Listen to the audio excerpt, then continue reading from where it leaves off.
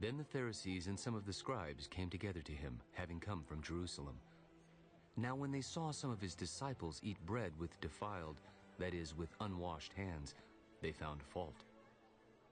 For the Pharisees and all the Jews do not eat unless they wash their hands in a special way, holding the tradition of the elders. When they come from the marketplace, they do not eat unless they wash. And there are many other things which they have received and hold, like the washing of cups, pitchers, copper vessels, and couches. Then the Pharisees and scribes asked him, "Why do your disciples not walk according to the tradition of the elders, but eat bread with unwashed hands?" Well did Isaiah prophesy of you, hypocrites, as it is written, "This people honors me with their lips, but their heart is far from me. And in vain they worship me, teaching as doctrines the commandments of men. For laying aside the commandment of God, you hold the tradition of men, the washing of pitchers and cups, and many other such things you do. All too well you reject the commandment of God, that you may keep your tradition. For Moses said, 'Honor your father and your mother,' and he who curses father or mother, let him be put to death. But you say, 'If a man says to his father or mother, whatever profit you might have received from me is korban, that is a gift to God,' then you no longer let him do anything for his father or his mother, making the word of God of no effect through your tradition, which you have handed down, and many such things you do."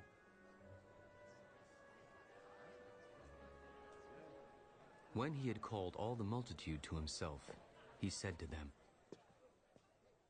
"Hear me, everyone, and understand. There is nothing that enters a man from outside which can defile him, but the things which come out of him, those are the things that defile a man. If anyone has ears to hear, let him hear."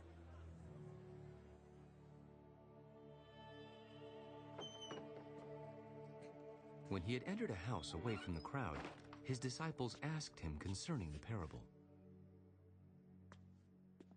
Are you thus without understanding also? Do you not perceive that whatever enters a man from outside cannot defile him? Because it does not enter his heart, but his stomach, and is eliminated, thus purifying all foods? What comes out of a man, that defiles a man.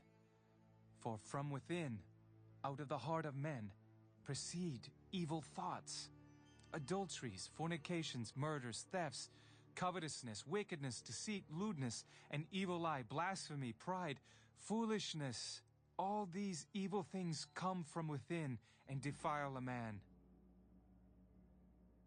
From there, he arose and went to the region of Tyre and Sidon. And he entered a house and wanted no one to know it, but he could not be hidden. For a woman whose young daughter had an unclean spirit heard about him, and she came and fell at his feet. The woman was a Greek, a Syrophoenician by birth, and she kept asking him to cast the demon out of her daughter. Let the children be filled first, for it is not good to take the children's bread and throw it to the little dogs. Yes, Lord. Yet even the little dogs under the table eat from the children's crumbs.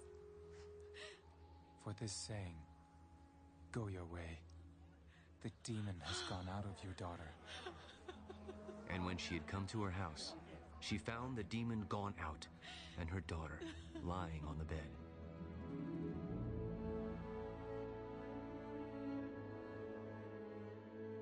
Again, departing from the region of Tyre and Sidon, he came through the midst of the region of Decapolis to the Sea of Galilee. Then they brought to him one who was deaf and had an impediment in his speech, and they begged him to put his hand on him. And he took him aside from the multitude, and put his fingers in his ears, and he spat and touched his tongue. Then, looking up to heaven, he sighed. Ephphatha, be opened. Immediately his ears were opened, and the impediment of his tongue was loosed, and he spoke plainly.